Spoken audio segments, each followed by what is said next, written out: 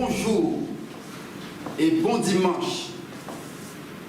Bienvenue à ce culte fédéral que j'ai l'honneur de coordonner. Bien-aimés, c'est une joie de communiquer ensemble. Vous avez le privilège de participer à ce culte alors que vous êtes dans votre salon, vous êtes chez vous. Le culte est chez vous et c'est un culte dédié à la gloire de notre Dieu. Alors ensemble, nous allons glorifier le Seigneur en ce beau jour. Avant d'aller plus loin, bien-aimés, je vais quand même décliner mon identité. La plupart, vous me connaissez, je suis le frère Gilas de l'église du Moule, un des anciens de l'église du Moule. Et ce matin, eh bien, nous allons passer un bon moment ensemble et que le Seigneur soit glorifié. Avant toute chose, nous allons nous incliner dans la prière. Prions ensemble. Seigneur notre Dieu, nous voulons te remercier de cette belle opportunité que tu nous donnes d'être unis en esprit chez nous pour donner gloire à ton nom. Seigneur, c'est comme une sainte convocation et nous avons répondu présent. Nous sommes là, Seigneur, nous sommes tellement contents d'être là. C'est pour la gloire de ton nom. Seigneur, c'est pour nous rappeler, Seigneur, de tes nombreux bienfaits à notre égard. Aussi, Seigneur, nous te prions par ton Saint-Esprit de présider à ces moments. Conduis toutes choses, Seigneur. Inspire. Montre le chemin. Fais-nous du bien, Seigneur. Que tout qui sera dit, que tout ce qui sera fait soit pour la gloire de ton nom. Qu'il y ait dans les cœurs, dans les maisons, qu'il y ait de la paix, qu'il y ait de la joie, qu'il y ait de la liberté, qu'il y ait de la connaissance, Seigneur. C'est là notre prière à la gloire de ton nom. Au nom de Jésus, nous te disons merci. Amen. Amen. Ça va bien aimé jusque-là? Ça va bien? Alors maintenant, nous allons faire une lecture dans la parole de Dieu et nous lirons dans le livre, le prophète Ésaïe, le chapitre 61, et nous lirons les 3 premiers versets de ce chapitre 61. Je vous fais la lecture. L'Esprit du Seigneur est sur moi. L'Esprit du Seigneur, l'Éternel, est sur moi. Car l'Éternel m'a oint pour porter de bonnes nouvelles aux malheureux. Il m'a envoyé pour guérir ceux qui ont le cœur brisé, pour proclamer aux captifs la liberté et aux prisonniers la délivrance, pour publier une année de grâce de l'Éternel et un jour de vengeance de notre Dieu, pour consoler tous les affligés, pour accorder aux affligés de Sion, pour leur donner un diadème au lieu de la cendre, une huile de joie au lieu du deuil, un vêtement de louange au lieu d'un esprit abattu, afin qu'on les appelle des térébintes de la justice, une plantation de l'Éternel pour servir à sa gloire. Est-ce qu'on peut se dire Amen? Amen. Merci Seigneur. Amen. Bien-aimés, nous avons préparé tout un programme. Nous allons continuer dans ce programme. Et maintenant, ce sont des chants qui vont chanter, qui vont nous faire chanter à la gloire de notre Dieu. Voilà, la place maintenant au chant de louange et d'adoration à la gloire de notre Dieu. Amen. Bonjour bien-aimés dans le Seigneur, j'espère que vous allez bien, que cette vidéo vous trouvera chez vous, confiné, en sécurité, avec notre Seigneur, en compagnie de notre Seigneur.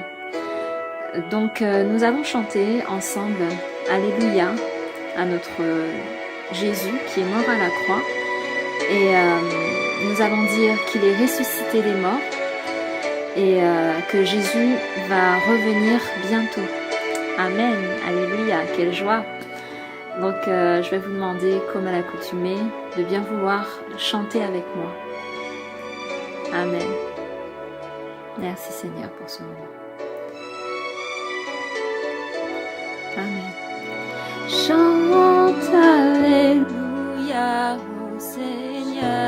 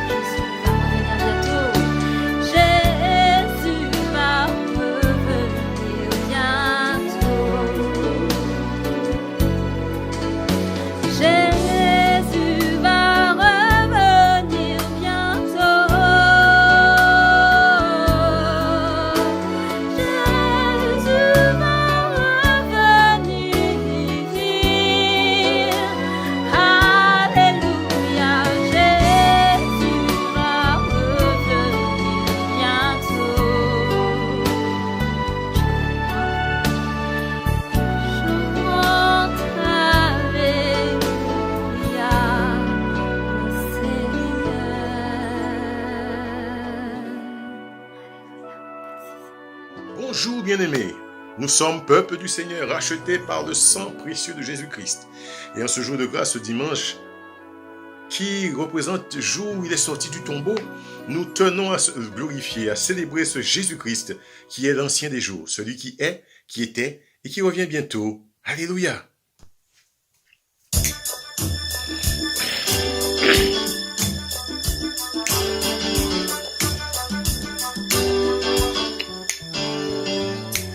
Louange et honneur, gloire et puissance appartiennent à l'ancien des jours. Que toute nation, toute la création se prosterne devant le Seigneur. Toute langue sur terre et au ciel proclamera ta gloire, tout genou pliera devant toi. Te louant, tu seras exalté, ô Dieu, et ton royaume ne passera pas, ô ancien des jours. Louange et honneur, gloire et puissance appartiennent à l'ancien des jours. Que toute nation, la création se prosterne devant le Seigneur. Toute langue sur terre et au ciel proclamera ta gloire, tout genou pliera devant toi. Te louant, tu seras exalté, ô Dieu, et ton royaume ne passera pas, ô ancien des jours. Ton royaume, Seigneur, durera toujours. Chante devant l'ancien des jours. Personne ne peut se comparer à toi. Chante devant l'ancien des jours. Ton royaume, Seigneur, durera toujours. Alléluia. Chante devant l'ancien des jours. Personne ne peut se comparer à toi. Chante devant l'ancien des jours. Toute langue sur terre et au ciel proclamera ta gloire, tout genou pliera devant toi. Te louant, tu seras exalté, ô Dieu, et ton royaume ne passera pas, ô ancien des jours. Ô ancien des jours. Ô ancien des jours. Ô ancien des jours. Ô ancien des jours. Soyez bénis, restons fermes, restons courageux, notre Seigneur est notre assurance. Alléluia. Seigneur nous dit dans sa parole, ma grâce te suffit. Alléluia. Seigneur, nous te disons merci pour tes bienfaits, pour tous tes bienfaits que tu renouvelles chaque matin envers nous, pour ton souffle de vie, Seigneur. Nous te bénissons pour cela. Merci, Seigneur. Ensemble, nous allons louer et chanter le Seigneur, ta faveur et ta grâce qui nous suffit. Alléluia. N'hésitez pas à danser chez vous, bien-aimés. Nous louons le Seigneur, n'est-ce pas?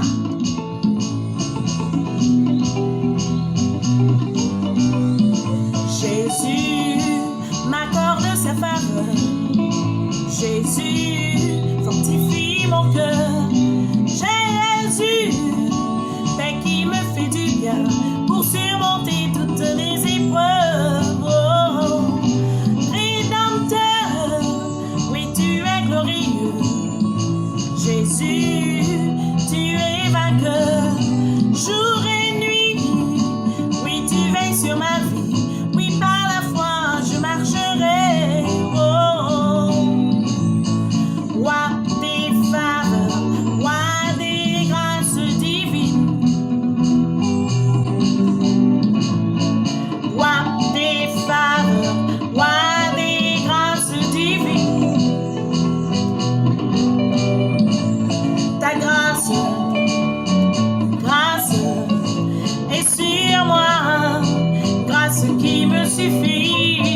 faveur, faveur, oh faveur, me rend plus que vainqueur. Ta grâce, grâce est sur moi, grâce qui me suffit. Ta faveur, faveur, oh faveur, me rend plus que vainqueur. Oh, oh, oh, oh, oh, oh.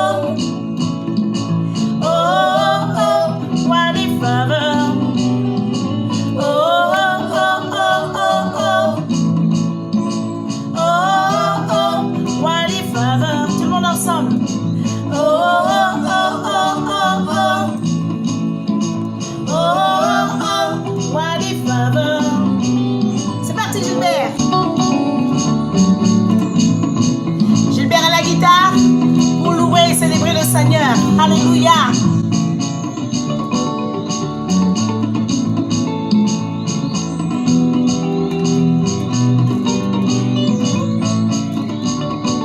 J'espère que vous louez le Seigneur aussi chez vous. Alléluia. Jour de grâce et jour de faveur.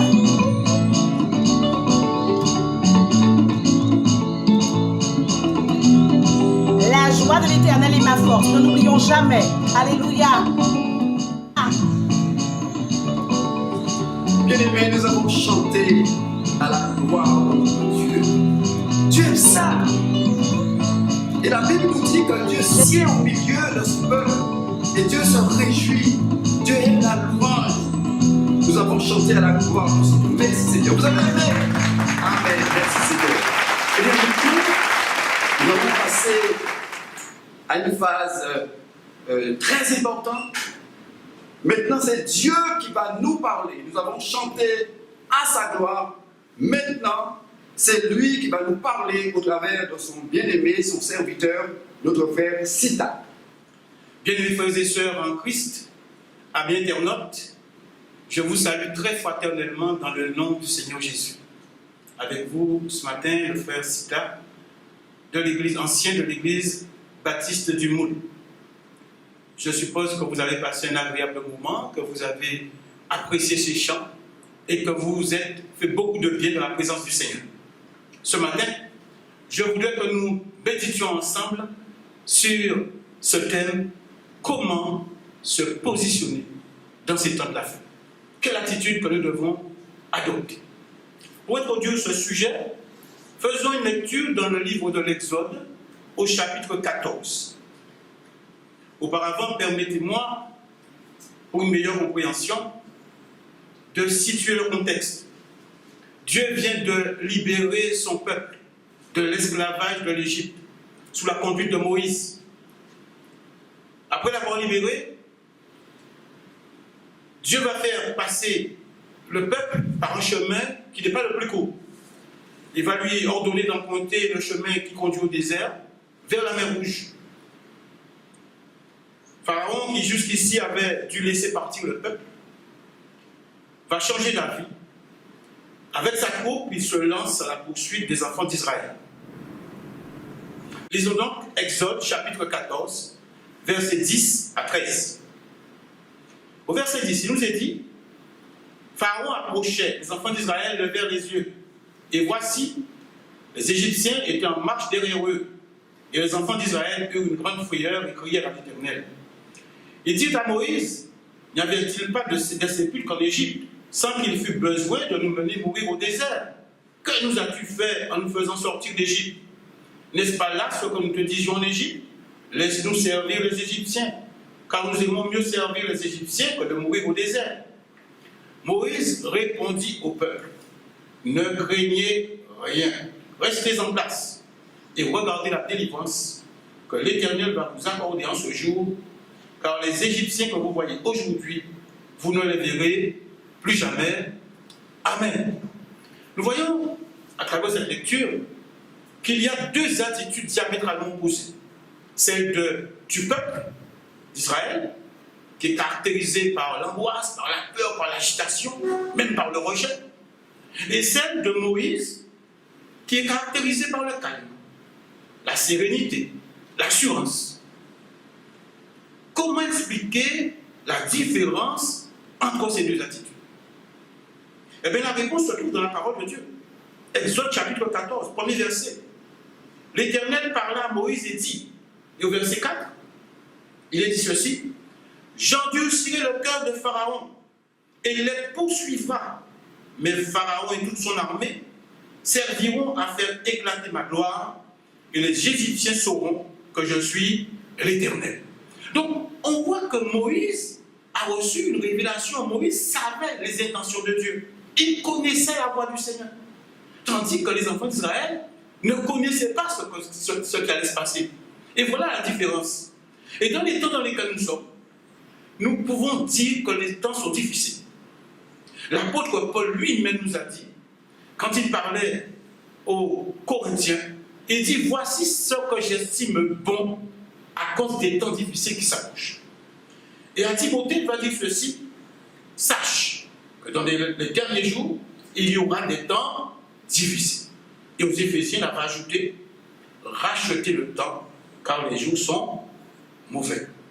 Nous vivons aujourd'hui, vous vous en êtes sûrement rendu compte, des événements dramatiques à l'échelle planétaire, avec des répercussions catastrophiques imprévisibles. Jésus nous a qualifié ces moments de phénomènes terribles. Les fléaux qui frappent le monde ne sont pas le fruit du hasard. Jésus-Christ, le Seigneur, nous a prévenus.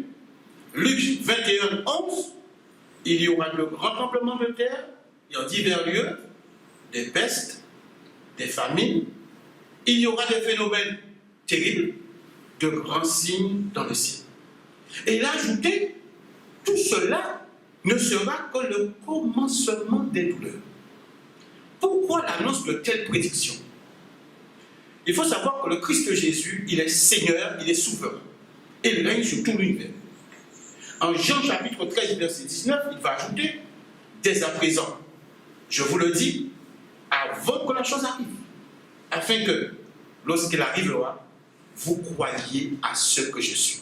Le Seigneur veut que ses disciples sachent qui il est pour eux.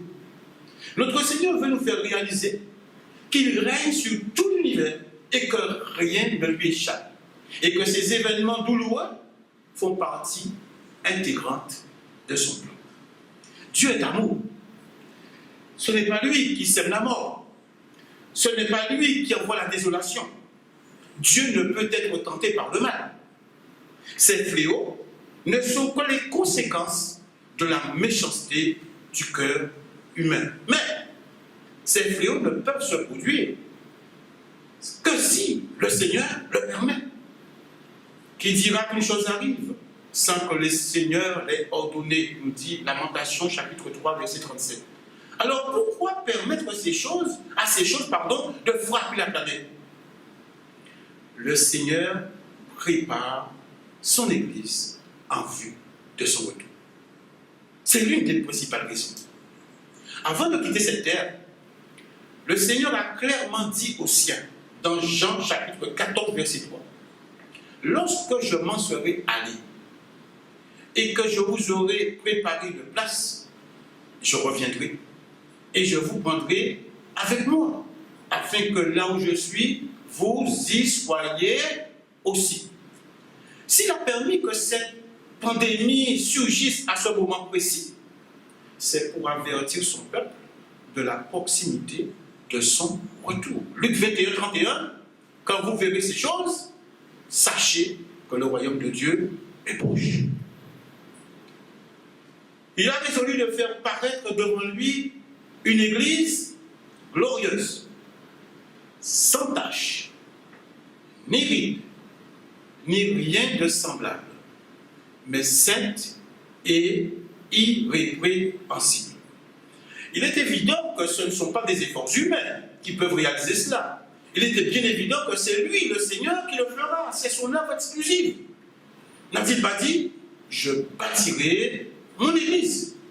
Et 1 Pierre 5, verset 10 nous dit ceci: le Dieu de toute grâce, après que vous aurez souffert un peu de temps, vous perfectionnera lui-même, vous affermira, vous fortifiera et vous rendra inébranlable.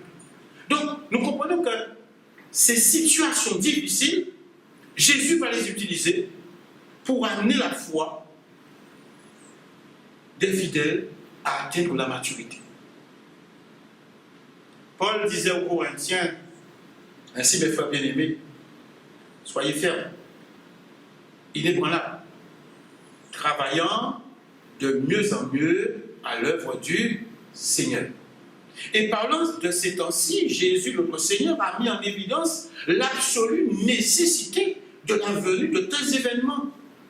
Dans Luc 21, verset 9, il va ajouter « Car il faut que ces choses arrivent. Il faut, c'est une obligation. » Donc le Seigneur va utiliser ces événements pour muscler la foi des élus, afin que l'épreuve de notre foi, plus précieuse que l'or périssable, qui cependant est éprouvée par le feu, ait pour résultat la louange, la gloire, l'honneur, lorsque Jésus-Christ apparaîtra.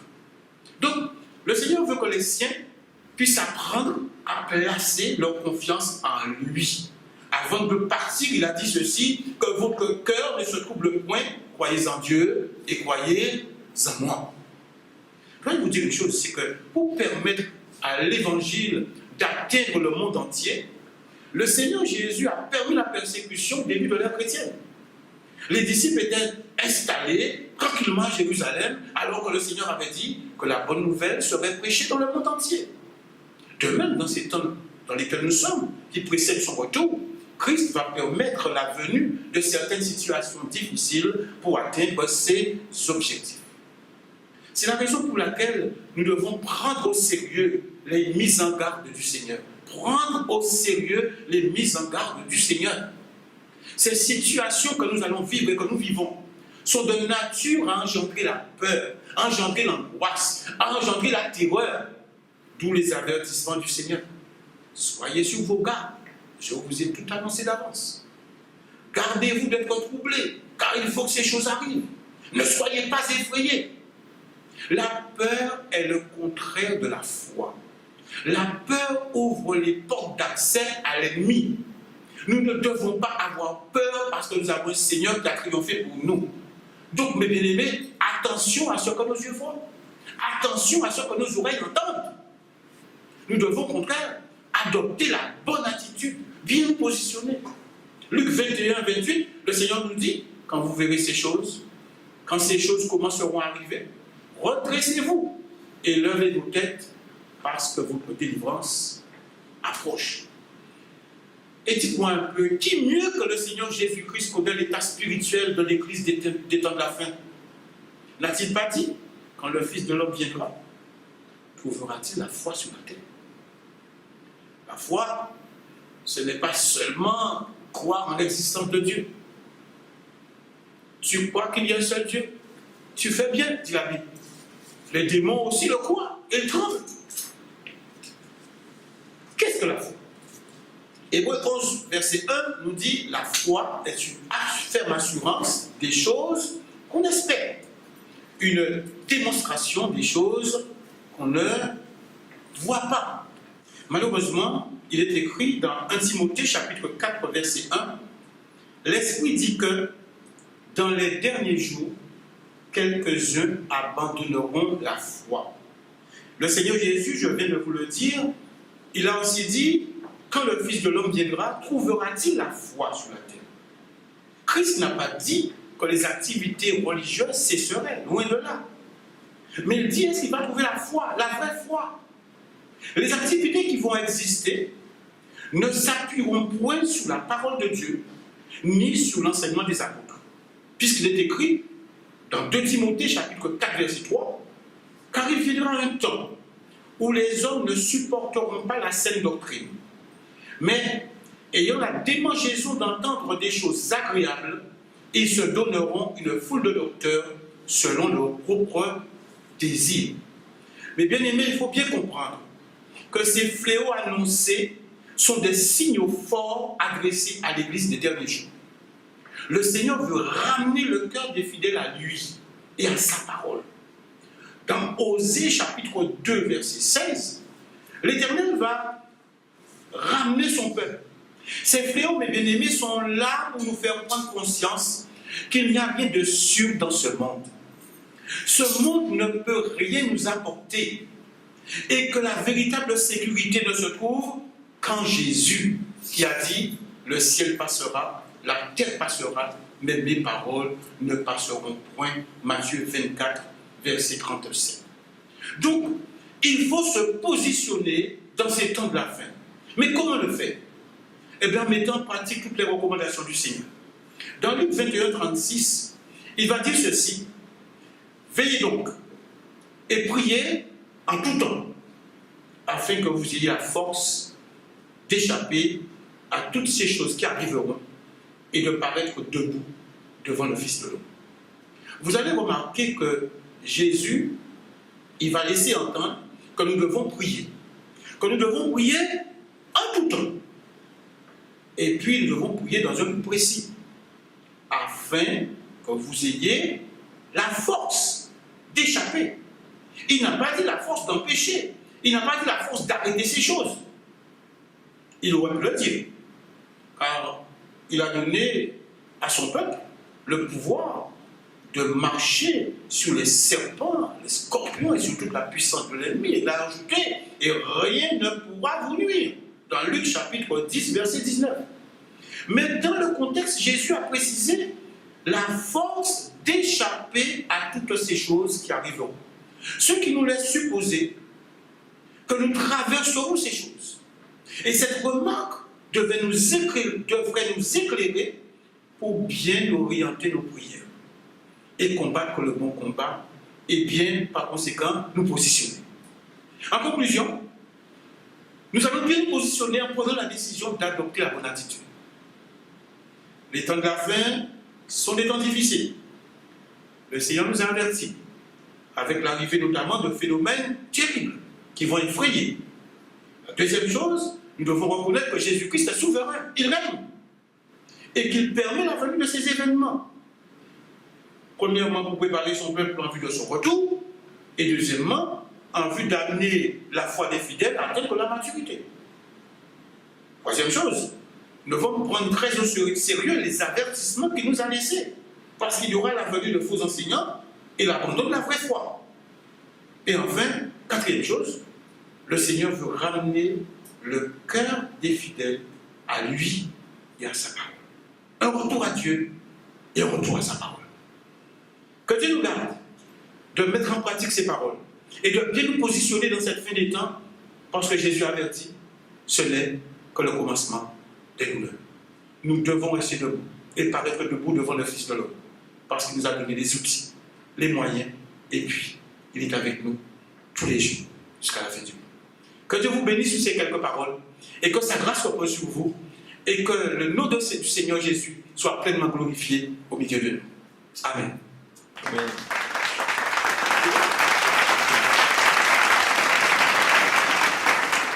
Bien-aimés, au travers du message de notre frère Sita, nous avons bien compris que nous sommes véritablement dans les temps de la fin. Mais comme il l'a dit, le Seigneur est au contrôle. Il contrôle toutes choses. J'ai retenu une phrase de notre frère qui nous disait de prendre au sérieux les mises en garde du Seigneur. Prendre au sérieux les mises en garde du Seigneur. Maintenant, bien-aimés, nous allons partager quelques annonces avec notre frère Dick Dominique, pasteur, mais aussi président de la Fédération des Églises évangéliques baptistes de la Guadeloupe. Bonjour à toutes nos églises de la Fédération baptiste. Bonjour à tous nos sympathisants, tous nos partenaires, les unions d'églises du CNEF 97.1.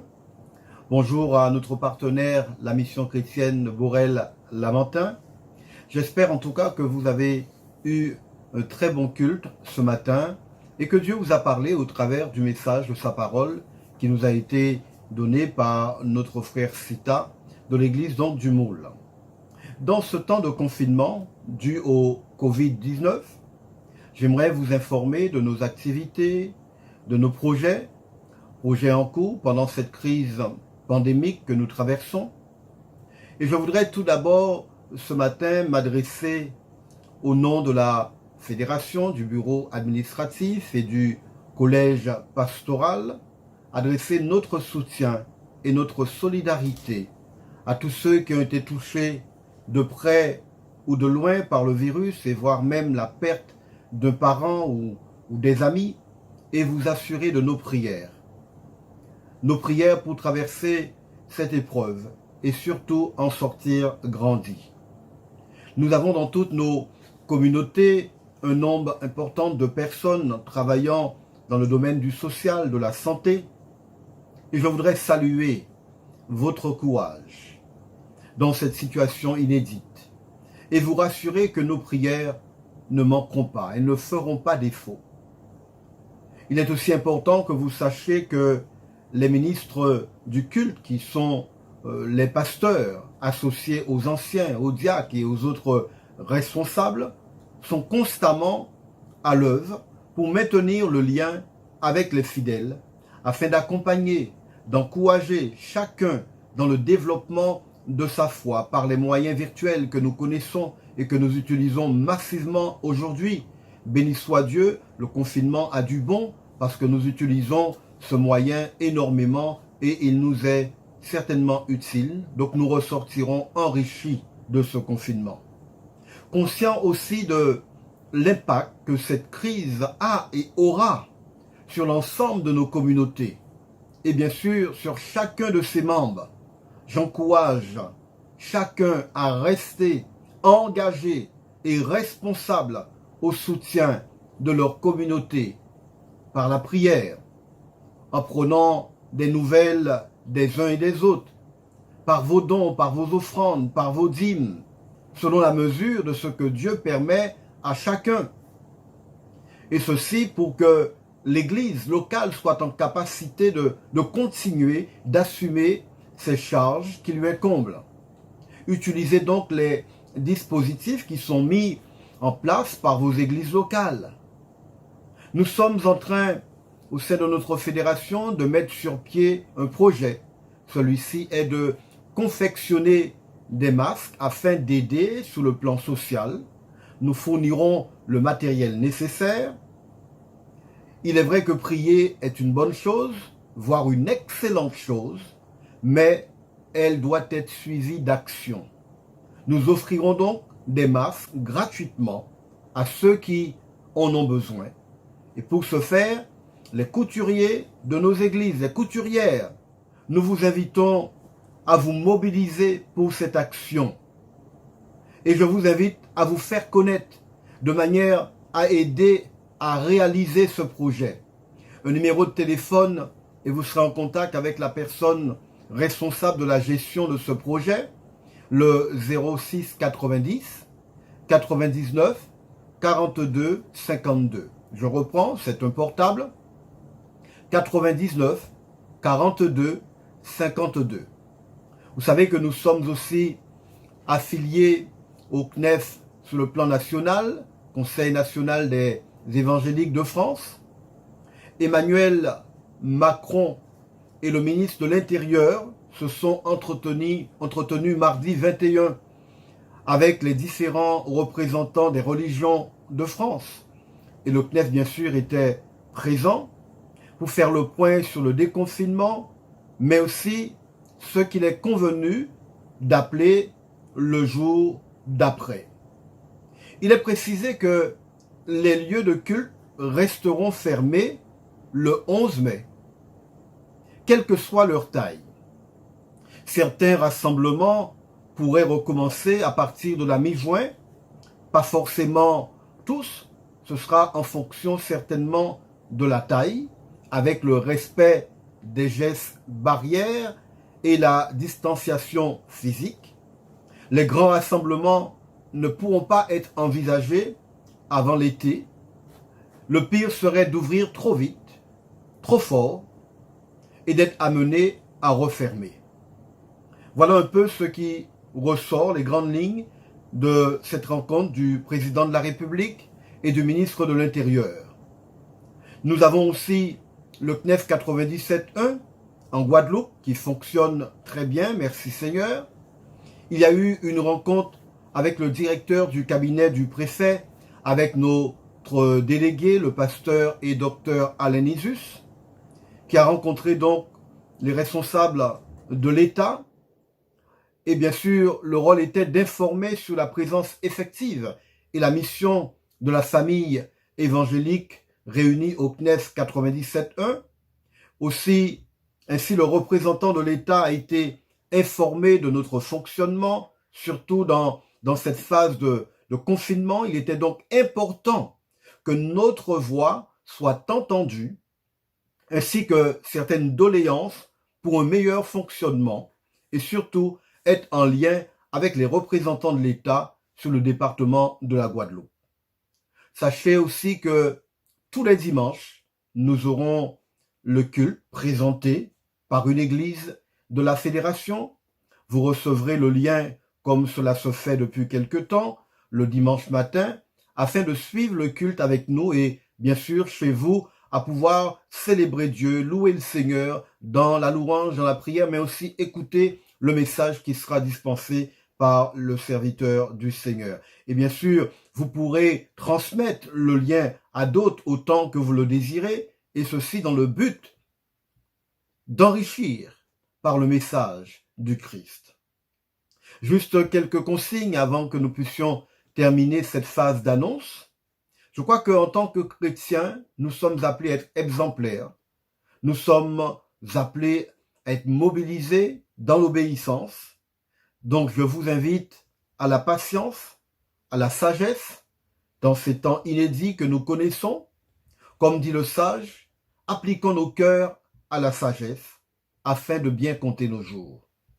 Pensez aussi à vous abonner à la chaîne YouTube de notre fédération, parce que c'est important que vous soyez abonnés, puisque les différents cultes, vous les recevrez sur le lien de la chaîne YouTube de notre fédération évangélique baptiste. À moi maintenant de vous souhaiter du courage, de la force, de la patience, et je vous souhaite surtout un bon appétit, et je vous dis à dimanche prochain pour notre programme. Soyez bénis et à très bientôt.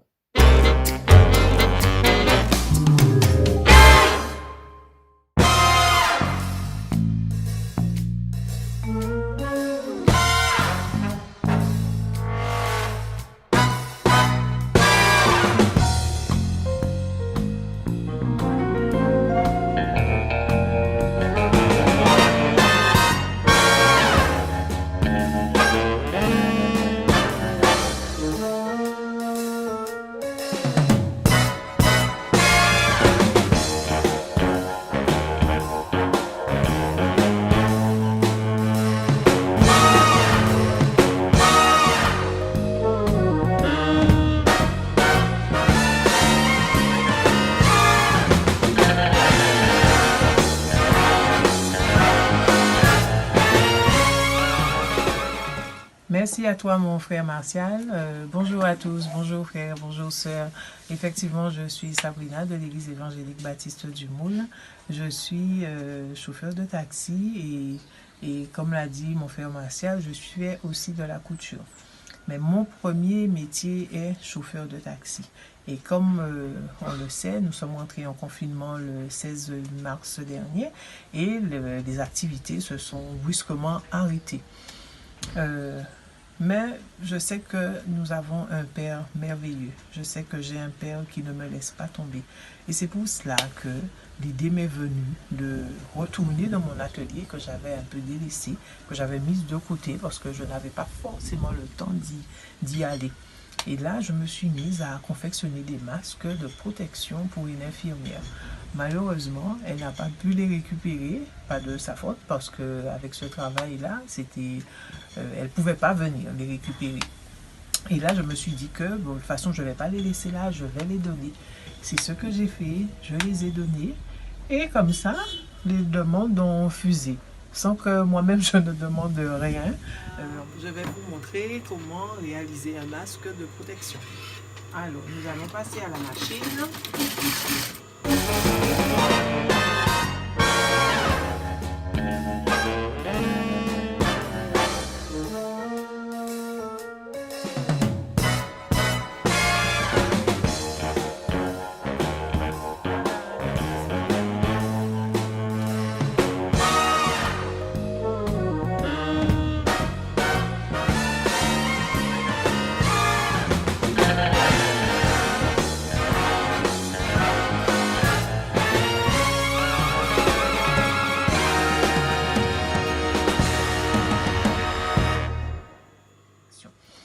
Voilà, si vous en voulez, n'hésitez pas à me contacter sur le numéro qui va s'afficher au bas de l'écran. Tout ça pour vous dire que nous avons un Dieu merveilleux qui ne nous laisse pas tomber, nullement, il ne laisse pas tomber ses enfants. Alors faites-lui confiance, on a des mains, c'est pour pouvoir les utiliser. Et on a aussi un cerveau pour pouvoir aussi l'utiliser. Alors je terminerai en vous disant de toujours garder confiance en Dieu. Faites-lui confiance, quelles que soient les difficultés. Faites-lui confiance, il ne vous abandonnera pas. Sur ce, un bon dimanche et puis à bientôt. Soyez bénis. Et maintenant, nous allons prier suite à la prédication de notre frère Star. Nous allons prier avec notre pasteur Mondovi. Prions-nous, mes bien-aimés. Père Saint, nous te disons merci pour ta parole. Tu as utilisé ton serviteur pour encore nous encourager. C'est vrai, nous vivons des temps difficiles et combien l'Église a besoin de se positionner. Notre mission, ce n'est pas d'arrêter tout ce qui se fait, mais de pouvoir tenir ferme dans la foi. Et pour cela, Seigneur, combien nous avons besoin de ta parole, nous avons besoin de ton Saint-Esprit, nous avons besoin de ta présence. Nous savons que tu es fidèle et tu permettras à ton Église de garder le cap, chaque bien-aimé à pouvoir tenir ferme dans la foi, à continuer à t'invoquer, à continuer à partager ta parole, Seigneur mon Dieu, et à pouvoir résister avec une foi ferme contre tous les plans et les projets que l'ennemi voudrait peut-être utiliser pour les déstabiliser. Seigneur, merci pour ta fidélité parce que, Seigneur, tu conduis toutes choses. Rien ne t'est impossible. Et nous pensons aussi à ceux qui ne te connaissent pas, Seigneur, qu'à travers ta parole, qu'ils se rappellent que dans ces moments difficiles, que tu les aimes et qu'ils peuvent se tourner vers toi, qu'ils peuvent trouver en toi ce secours. Nous l'avons entendu à travers ta parole que c'est vrai, ces moments difficiles, Seigneur, génèrent vraiment la détresse, génèrent l'angoisse. Et combien souffrent, combien, Seigneur mon Dieu, sont éprouvés, Seigneur, à travers les circonstances qu'ils vivent en ce moment. Mais nous savons que tu aimes l'homme et ton désir, c'est pas que nous mourions, mais que nous puissions changer et nous tourner vers toi. Alors merci pour ceux que tu vas encore toucher leur cœur. Merci pour ceux qui vont se tourner vers toi. Merci pour ceux qui vont recevoir ce qu'ils ont entendu de ta parole et savoir qu'il y a un Dieu qui les aime. Nous te louons et te bénissons pour cela, Père. Au nom de ton Fils Jésus. Amen. Bien-aimés Sabbat, nous avons passé ensemble un très bon moment. Alors que c'est beau d'être ensemble. Ça fait toujours du bien. En tout cas, nous arrivons au terme de cette belle matinée. Je vous souhaite un bon dimanche. Voilà. Un bon dimanche. Un bon lundi, un bon mardi, un bon mercredi, un bon jeudi, un bon vendredi, un bon samedi. Et rendez-vous, Dieu voulant, dimanche prochain.